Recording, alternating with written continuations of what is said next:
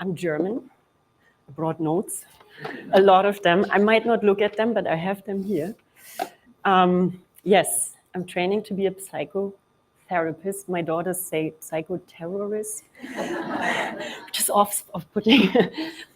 And I figured something out. I think this is the reason why they gave me this slot before lunch, because I can see some of you already like, oh, I'm getting hungry, and we know this is leading to hangry at some point, and they're like, Michelle can deal with this. She's going to do some anger management with them. It's going to be fine. Yeah. So I try my best. Maybe we don't have to get there. So I'm going to talk about first-time leaders today to you. And quick show of hands. Who of you is either supporting, managing, coaching a first-time manager right now?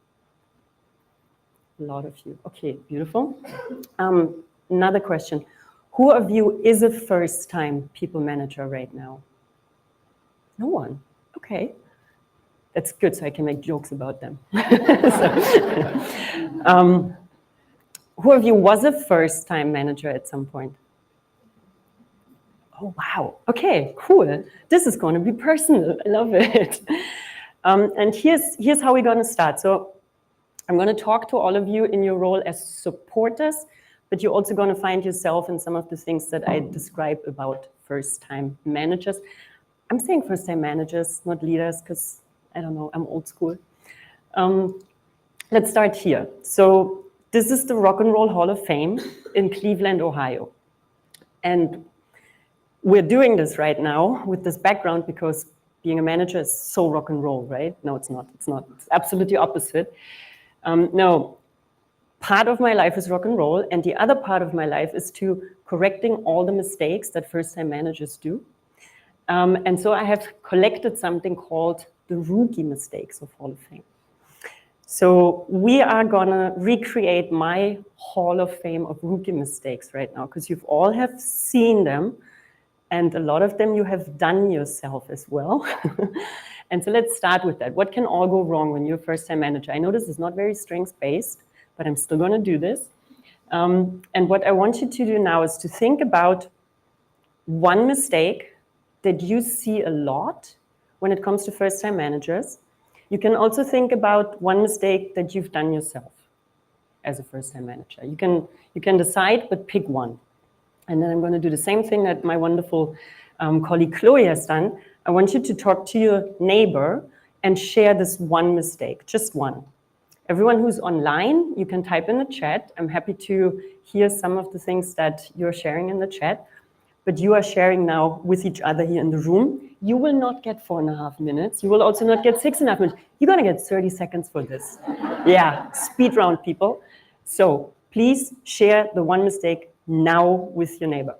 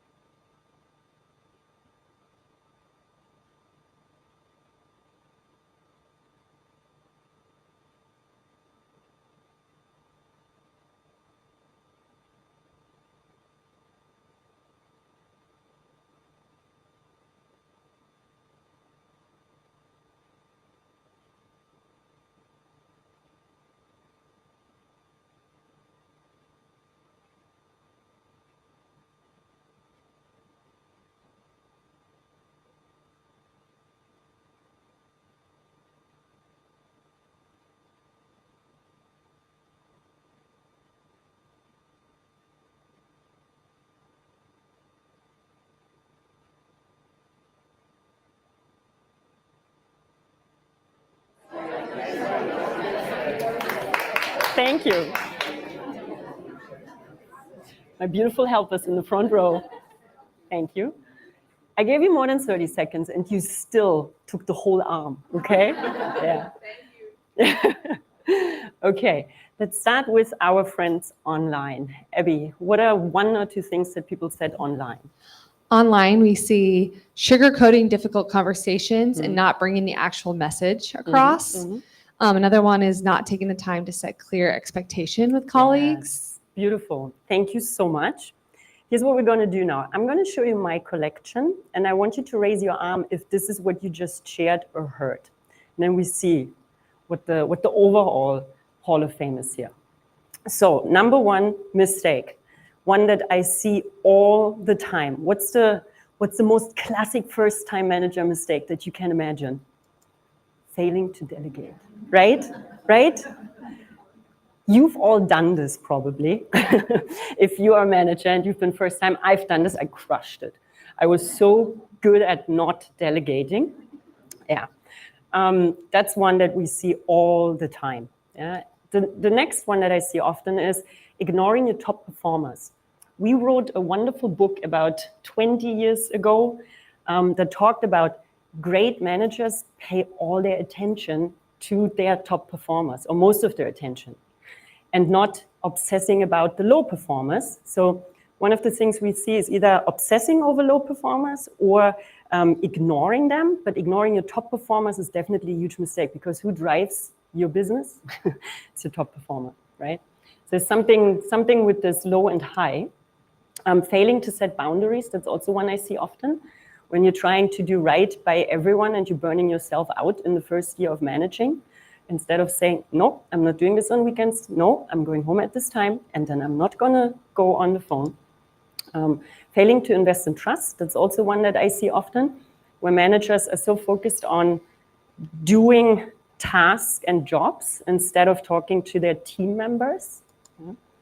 Failing to set expectations, Abby just shared that with us. Anyone that has talked about this? Would you? Yeah, thank you. Not giving feedback, positive or constructive. Talking more than listening. Me and Chloe are allowed to do that because we're presenting.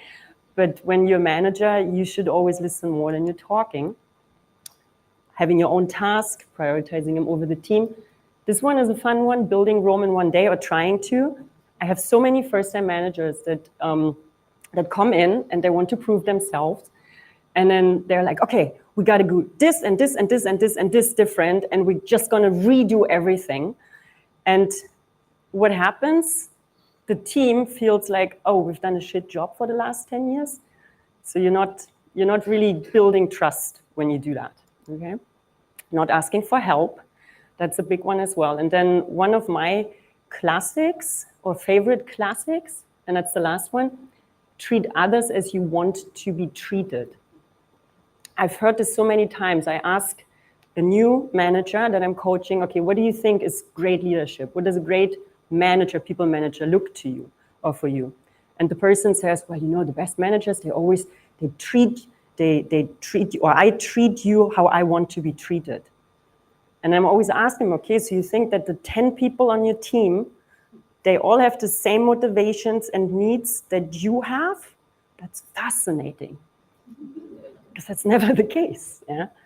So getting from this well-meant, treating others as you want to be treated, to treat actually others how they want to be treated, that's a step in the right direction. Yeah, getting out of your first-time vibe, kind of. So now, these mistakes in itself are not an issue when you do them early on and when there's someone there to support you and help them correct. Yeah? The problem starts when no one corrects it and your rookie mistakes become your leadership style. That's the real issue. And this rookie mistake leadership style, we do see worldwide. Chloe shared a number with you. Only 21% of people, employees worldwide, are engaged in their job. And that's to a huge, huge part because of bad management and bad leadership. Yeah, so we want to make sure that we're not scaring people into trying to be perfect, but we want to make sure when we see these mistakes, we actually have a conversation and we help them overcome that.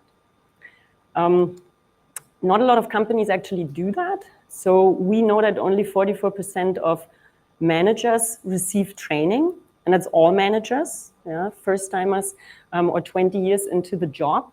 And I'm always, when I see these numbers, I'm always transferring it into other parts of life. Imagine pilots. Imagine only 44% of pilots would have received flight training. How is this possible? Like, how is this allowed? Yeah, it should be illegal. So it's not their fault, right? I always look at first-time managers as it's not their fault. There needs to be someone that helps them and that supports them. And so here's where you all come in. What should you do? I keep it very simple. A lot of these rookie mistakes have to do with, of course, we don't have the competence yet. Yeah, we got to build competence. But a lot of them are also rooted in missing confidence, actually. Yeah, and I'm going to explain a little bit better later what I mean with that, where the connections are here. But your number one job is focusing on competence and confidence at the same time. When we're thinking about this confidence piece, you will have seen managers of different levels of confidence. So, oh no, sorry. Let's do this first. I want to make it easy for you. How do I build competence and confidence? There's a formula. You got to have great tools. How do I jump that? You got to adopt the right mindset, and there you are. So if there's a formula, that means it's simple, right? So we got to help them have great tools and to adopt the right mindset. So now let's talk about this confidence piece one more time. When I coach, I'm an external coach. Yeah, so most of the managers that I coach are not at Gallup. And so the three types of managers that I typically get to coach are, there's the growth mindset type. They want help, they ask for help, they want to learn and to develop. Yeah, those managers are a lot of fun to work with. You all know that. Then there is the overconfident one, Chuck Norris type of manager. I got this. I'm better than the CEO at this. So these guys, I typically don't get when I first time coach. I get them when they screw up. I get them like 10 years into the job and half their team has left. Yeah, that's when I typically get to coach them.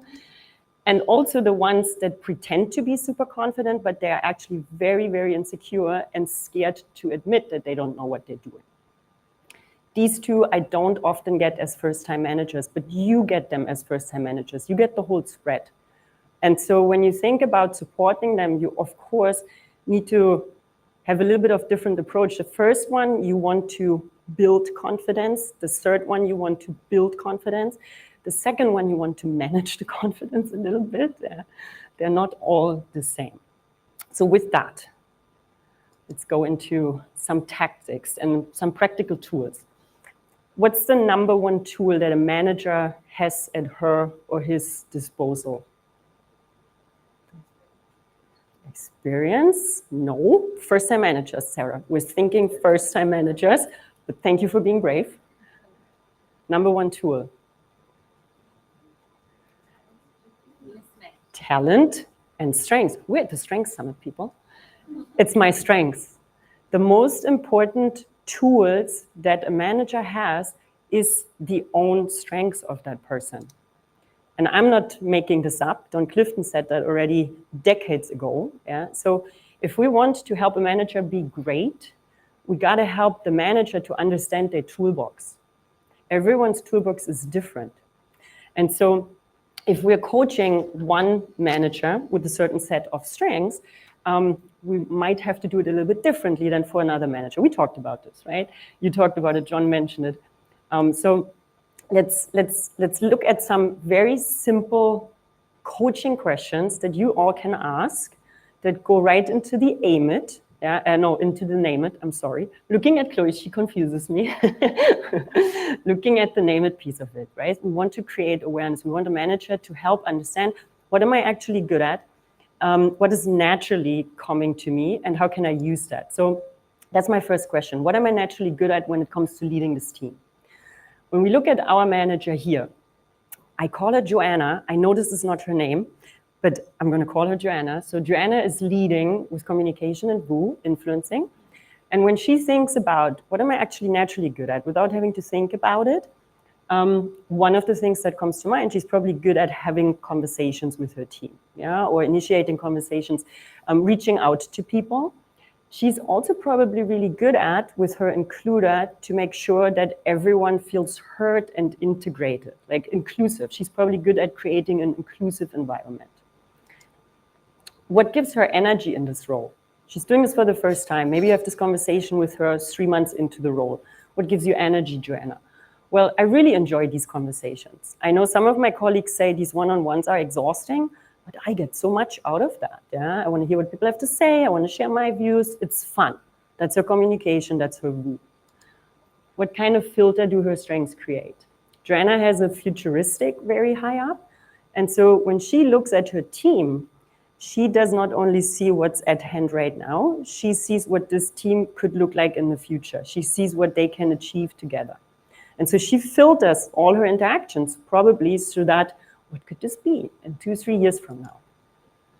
And now awareness and naming it also includes what are things that I do when I don't think about it. So under pressure, how do we, rock and roll, Hall of Fame. You understood it. Thank you. What are my natural tendencies when under pressure?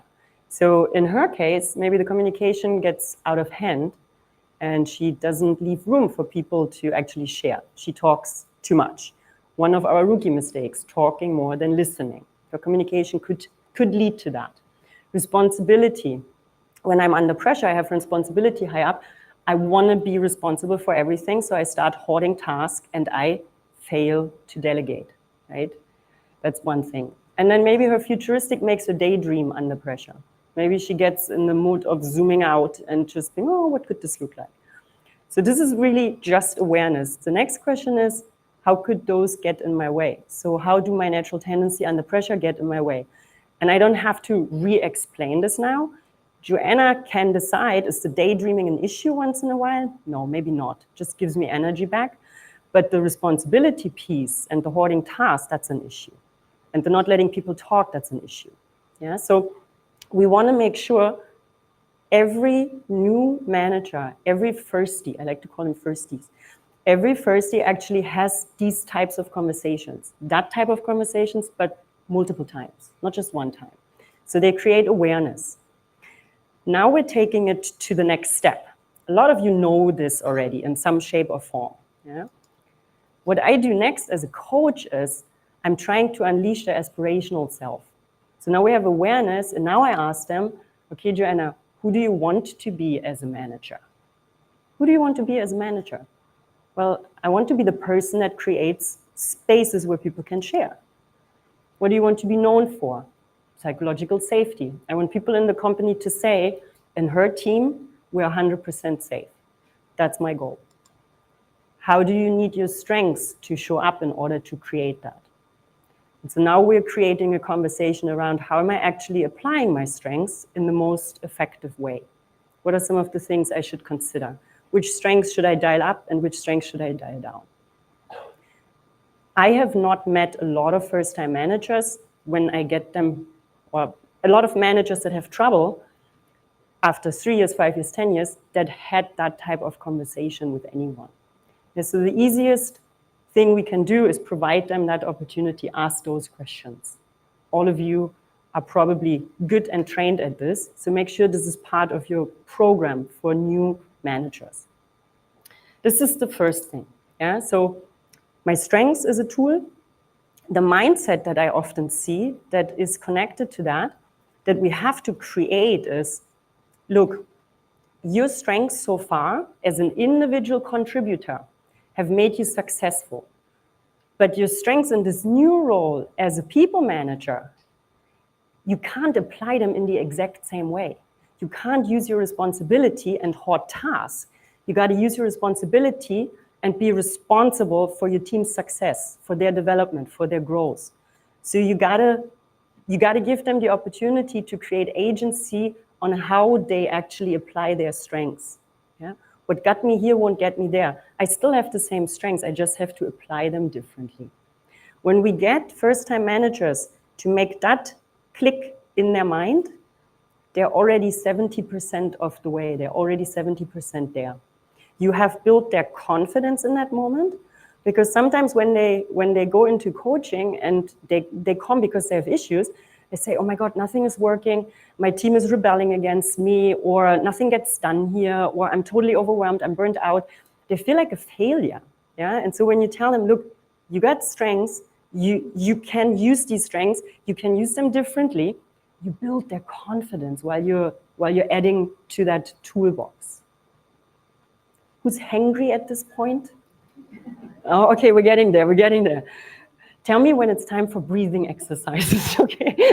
I can totally do that. Daryl doesn't want to be talked to. He's like, don't talk to me. Okay, let's continue. So I have 2 more tools for you. And I don't know how much time I still have, 20 minutes, okay? We're gonna get there. Friends of Gallup. Who of you has heard a first-time manager say any of these sentences? Please show me by your arms. Some of my employees just don't take any ownership. Yes, you've heard that. These 2 here on the team always fight. I don't know what to do, how to deal with that. Yeah, I can't get warm with this person. He's like fighting me almost. Yeah. So first-time managers, they all face very similar issues, yeah, for similar reasons. And so there's a million reasons why some people don't take ownership. There's a million reasons why employees fight. Sometimes it has to do with strengths. We all know that. The reason that I find most often with this is that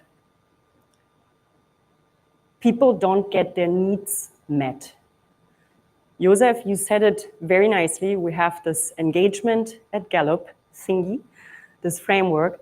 So what we have done at Gallup for decades and decades is try to figure out what do people need at work in order to be at their best. Yeah? So in order to be at your best, that means you're engaged.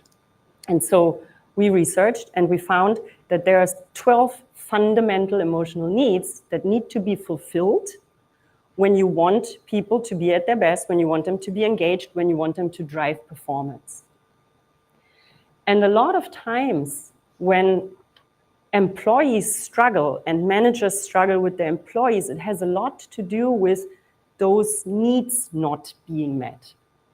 Yeah, knowing what's expected. John said it this morning, only 50% of the world's employees know exactly what's expected of them in their job. If you don't know what's expected of you, you can't do great work. You can't contribute. You can't feel valuable. Yeah? So the second tool that you should provide to first-time managers is this thought of your employee have needs. And if you focus on these needs, a lot of these issues that you're facing are handleable, are to be solved. Yeah? So this is kind of a checklist. When I was a first-time manager, it's quite some time ago, I wished I had such a checklist because it gives you focus. You have so many new things. You're so insecure. You're trying to please everyone, all that. And someone gives you a list and says, look, if you focus on these 12 things, if you make sure everyone knows what's expected of them, you provide recognition regularly, you focus on what they want to learn next, you focus on their strengths. If I would have had that, I could have been so good at it. Not because I'm a natural talent at managing, I'm definitely not, but that's a tool that helps anyone. Yeah? So I'm gonna connect this back now to our issues here. So if a first-time manager comes to you and says, my employee doesn't take ownership, and then you look with them at the list and you say, okay, what could this be about? What is your guess? What could this be about? Well, the first thing is typically, were your expectations actually clear? Does this employee know exactly what you're expecting from him? What great looks like what's the quality level here? And then maybe also if they're having conflicting priorities, which one is most important right now? Oftentimes, people don't take ownership because any of these is missing. It could also be that I'm giving tasks to my employee that completely over challenges them. The person is just not skilled yet, and we have to build up skills, or totally under challenges them. Why do you give me all this boring stuff here all the time? I'm losing all my motivation. I'm not feeling responsible because I'm just bored with it. Same for this year. These two always fight. Maybe they're hangry. Maybe it's also an expectations piece. Maybe it's not clear who is responsible for what. Yeah, so Q1, setting clear expectations, also has to do with roles and responsibilities. It could be quality. So now we're going back to some of our rookie mistakes. Rookie mistake number 1, not setting clear expectation. Yeah. Here, the rookie mistake is typically ignoring your low performers. So if one of these employees fighting is really not doing a great job, you as the first-time manager have to deal with that. You have to say something, you have to sit them down, you have to manage it, you have to help them. If the rest of the team sees you don't do that, they're going to start acting out, they're going to start fighting with that employee, and they probably don't take you as a first-time manager seriously. So every one of you who supports these first-time managers need to make sure that they understand that. Yeah? When 2 people are fighting, you could be responsible for that without even knowing it. And then the last one, I can't get warm with this person. This goes back to the treat others the way you want to be treated. High confidence managers do this often. They don't give recognition because they feel, well, I don't need a lot of recognition. Why should I give recognition to this person? So you have a top performer on your hand, and this top performer is like urging, like dying to get recognized by this first-time manager. And the first-time manager says, I don't need recognition, I'm not giving recognition here. It could be that, or just a general lack of showing that you're interested in this person. Yeah? You get this all as a handout, people. It's just, let's not ruin this moment here with the mobile phones. Yeah, so you could have that as well. Managers in the beginning often don't take the time to sit down with their employees and ask them, who are you? Like, honestly, genuinely, who are you as a person? What's your career been so far? Where do you want to go? What are things that interest you? What are things that you wish you could do? Those are all questions that show I care about you as a person. And a lot of first-time managers don't do that. They start the job, they look at the task, and now let's get going. Yeah? So giving a manager this as a tool is so helpful in focusing them right. And what is connected with that, when I see those 12 needs, I also have to understand my number 1 job is to actually engage these employees. A lot of managers don't think like that. A lot of managers think only in the KPIs of their department, and they don't make the connection that those KPIs are only going to be reached if my employees are engaged. And they're only engaged if I fulfill their needs or help fulfilling their needs. Yeah, so that's our second tool here. At this point, I know 2 killer tools, right? You're actually good right now. I could send you home now, right? Life is a cakewalk when you have these two tools. But of course, it's not all. We have more. I could do this for 2 days. Jeremy knows that, right? Don't worry, I'm not going to do this for 2 days. No, but the other thing that is helpful for you in your role supporting them is to look at this list as a guide to support your first-time managers as well. So you want your first-time managers to use this for their employees, of course, but you as mentors and as managers and as coaches, you can also look at some of these elements and check how good am I at fulfilling my first-time manager's need. And I'll give you some pointers. We're not going through all 12. The first one is here also setting crystal clear expectations. I don't know one single manager that has heard from their manager when they started the job, I expect you to drive engagement on your team. I expect you to spend at least 30% of your time talking to your team members.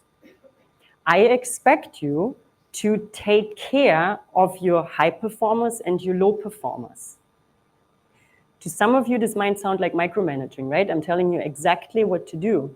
But it is not micromanaging, especially not when you're talking to someone who's doing this for the first time.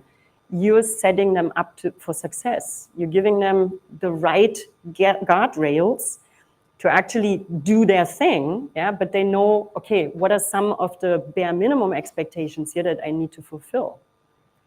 I've never met a manager that got these crystal clear expectations. They typically get 7 leadership competencies or 10 whatever values in the company, and they do nothing with that because it's so abstract. It's not practical. This is practical. Yeah? Providing constructive feedback. Once you've set those expectations with your first-time manager, you can check in. How are we doing? How much time are you spending with your team? What is preventing you from spending time with your team? High confidence managers, they need that constructive piece probably a little bit more than the low confidence people. Yeah, you got to check them in once in a while or rein them in. I don't know what the right phrase is. Coaching, whether you're the direct manager or you're the mentor or you're the coach them as if your life depends on it. And I mean this seriously for 2 reasons. One, you want to stay close to them. You want to make sure that they trust you and that they share with you and that you can actually help getting better because you're always present and they share things with you. The second reason is you want to be a role model for them. When you invest time in your first-time managers, they understand, oh, this is how it's done. This is how I help someone to get better. So they're more likely to do this with their team members, actually. Yeah, so you have 2 functions here. Support peer connections. This is the second to last. We're almost done here. Most managers, when they start managing, they feel very lonesome. I know you all heard this, oh, at the top, it's so lonesome. Yeah, it's not just at the top lonesome. When you start out, you're so scared of making mistakes. You're so scared. Some of them are so scared to be found out. They will find out that they made a mistake putting me in this job. Yeah, so make sure they have connections. They have you as a connection, but they also have peers as a connection. They have other first-time managers as a connection, so they don't feel lonesome. And then the last one, this is again a little bit depending on what type of confidence level we have, but praise them. Tell them what's going well. There is research, that it's not Gallup research, it's some university in the US, and I forgot the name because I'm horrible at names. But there's research that shows very clearly the younger and more junior someone is in their role or in whatever they're trying to do, the more praise they need in order to build confidence. And the more senior people are in what they're doing, the less praise they typically crave. They want constructive feedback. And that's why we always have this mismatch of very senior leaders telling very junior people, I don't need to praise you, just do your job. I don't need praise, so why would I praise you all the time? I hear this so often, and it goes again back to this, treat others as you want to be treated. It's not working. Yeah, so young junior employees, whether managers or not, they need more praise. So be generous, tell them what they're doing well. Okay. I'm going to look back into my notes, and I don't feel ashamed about that.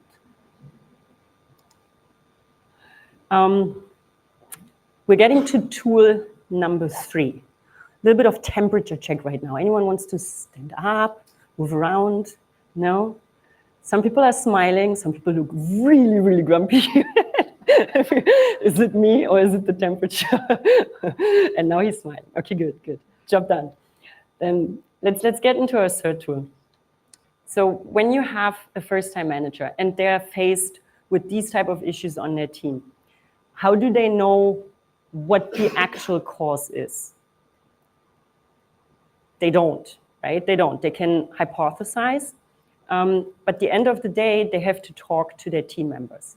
So this is the last tool, and I always say strengths and conversations are probably your most important tools, and then Q12 is a beautiful, great support tool here, but conversations are the most important third tool for first-time managers to understand and to master. It's always about the mastering, because you will only find out what's going on if you have regular conversations with your employees.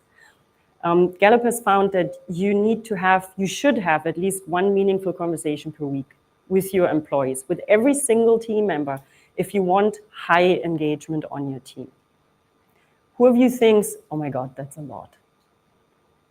You're safe here. Be honest. No? Okay. Well, a lot of your managers think that. A lot of your managers think, how am I going to do that? I have 5 people on my team. I have 20 people on my team. In manufacturing, they throw, I have 50 people on my team at me. How am I supposed to talk to all of these people? Well, there are ways.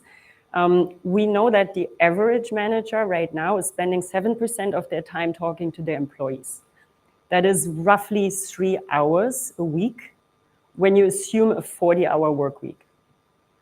What are they doing the remaining 37 hours if they're not talking to their team members? It's ridiculous. It's absolutely ridiculous. And so quantity is one thing. Yeah, you want to make sure managers spend at least 1 or 2 hours a day talking to their employees because that's their job. Like, your job is to help these people grow and perform. How do you do that without talking to them? Quantity is one piece. The other piece is meaningful.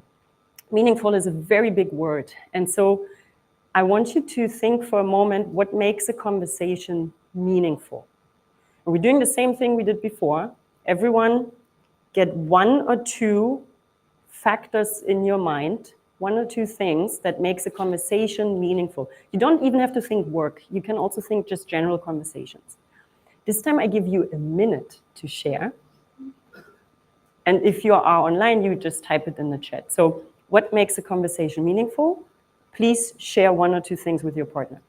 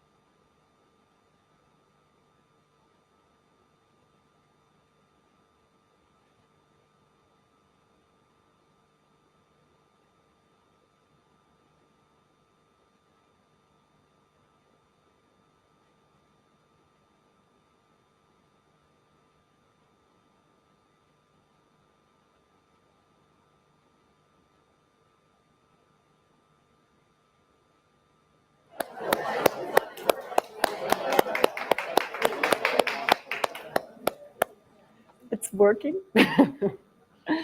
Beautiful. Abby, would you like to start? Would you share 1 or 2 things that has been shared in the chat? What makes conversation meaningful? Yes, we heard tell me more, with really being interested in what they are saying. When you remember something and loop back to that in the next conversation was one. And then ask, what did you do this week at work that you enjoyed? Wonderful. Lots of powerful questions there. Thank you. I would like to hear 1 or 2 people from our audience here. Yes. Thank you. An ability to be vulnerable, and that it's moving forward. And what makes a conversation really meaningful is when people share and contribute and listen, active listening. So not just waiting to say something, but they paraphrase, they summarize. Wonderful. Thank you so much. Yes, please. Here, the gentleman right in the middle, like smack in the middle. It couldn't be more in the middle than that. Hi. So I had this concept back in 2016 when I had my assessment in a big organization who has done the assessment globally. And for me, what makes conversation meaningful is it's bi-directional. If you're the manager, you're able to speak up, but here you create trust, and the person you're talking with somehow enjoys the moment and learns something. We both learn something at the end of that conversation. And so there is a starting point and we move to something else. Beautiful. Learning is in there. Learning, we had vulnerability and sharing. One last, and I picked this lady here.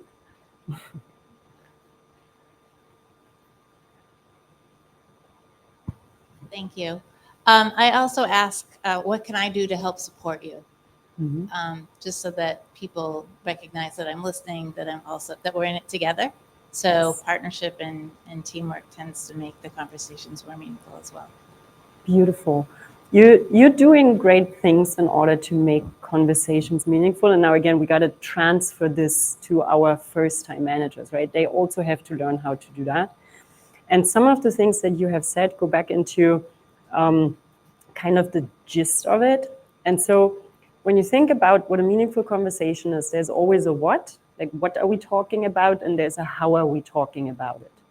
And so the what, you can actually go back to this framework here. Gentleman right in the middle talked about learning. So if my employee is craving development and growth and learning, then we should talk about that. Our Q6 gives you some hints on that. Encourage someone to grow. Yeah. So if you're a first-time manager and you ask you, if I'm your manager, I'm not. If I'm your manager and I ask you, what would you like to learn? What would you like to get better at? I made that conversation meaningful to you. Yeah. So you can use those Q12 to ask different questions, different areas, and see what is the one thing that is most important to my employee right now. Right? And not just to me as the manager.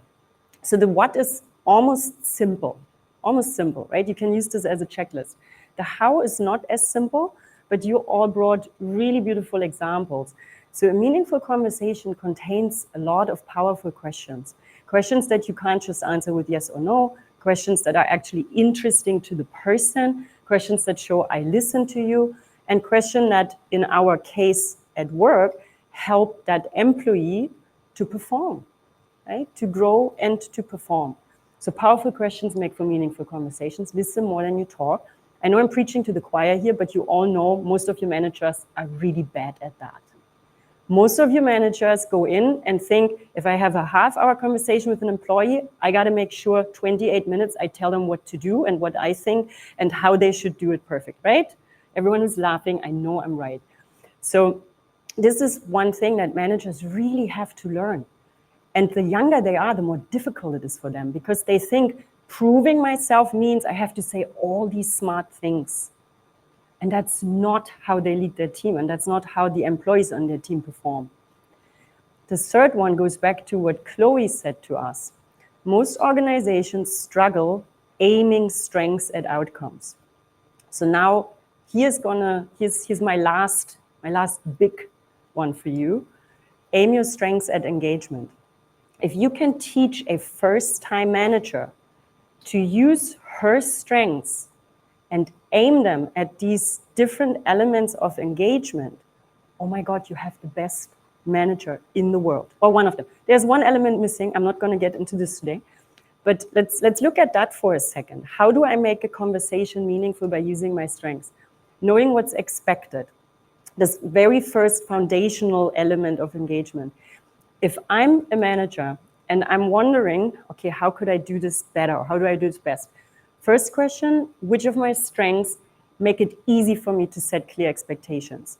Maybe my individualization makes it easy because I typically speak the language of the person in front of me, so I can adjust my message, making sure this person understands. My command makes it easy because I'm just very clean and I tell them this and this and this. Yeah? Which of my strengths makes it sometimes hard? Well, maybe my command also makes it sometimes hard because I just say what I want and then I run away. No one can ask any questions. I do not notice when there were maybe misunderstandings or anything like that. And because I was so forceful, maybe my employee is not reaching out and trying to clarify. Yeah, so what should I be doing? What should I dial up or down? I should probably dial down my command once in a while when it comes to setting expectations and dial up my individualization. This is the pinnacle. This is like the mastery of how to aim your strengths. And it's not that difficult. The only thing that you need to do is you need to take 5 minutes of your time every day to think through these things. Because the moment you say it out loud, it makes so much sense, right? But we don't take the time to think through that. I'll give you one more example. My opinions seem to count. Which of my top Clifton strengths makes others feel heard? Well, I have communication high up. I do create conversational space. I like to have conversations. I also have learner high up. I'm not talking about me right now, right? I'm talking about managers. I have learner high up, so I'm very curious about what the other person says or has to share. What can have the opposite effect? Which of my strengths can have the opposite effect of making others heard? Again, my communication sometimes gets in the way because I start talking too much and then I forget to listen. So let's dial that down once in a while and let's dial the learner up. And that's it, people, friends of Gallup. That's it. When you do that, you have at least an 80% meaningful conversation. You have talked about things with your employees that impact their engagement. You have used your own strengths. You have done some basics of listening and asking good questions. All the conversations you're going to have are going to be so much better than what people have maybe taught you or what have you experienced, because we all have experienced managers that are not good at that. And so my last mindset piece here for all of you is I need managers, when I coach them, to understand that every conversation that they have impacts engagement. If my number one job is to create engagement, I need to understand every conversation I'm having impacts engagement of my employees. And every conversation I'm not having impacts engagement too. So we're not getting out of this by ignoring people. Yeah? Okay, with that, I think I run over my time and I do it with confidence. I have one last piece for you and then I'm done, I promise. I gave a training a few months ago, managers, yeah, not new managers, but managers. And there was this one lady, after we talked about, hey, your strengths, and then you have to adjust to your employees' needs, and you have to really understand what they need. She asked me, okay, so when do my employees learn how to manage me? You are laughing. She was serious. Yeah? She was serious. And I looked at her and I'm like, well, never? She's like, why? Don't you have to learn to manage your manager?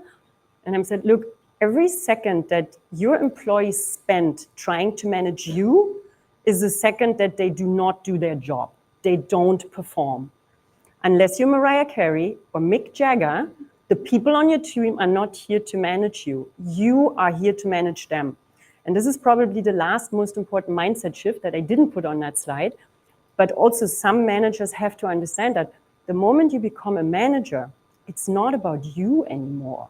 It's about them. And so if you're not up for that, then don't become a manager. Very simple. I'm done. Thank you.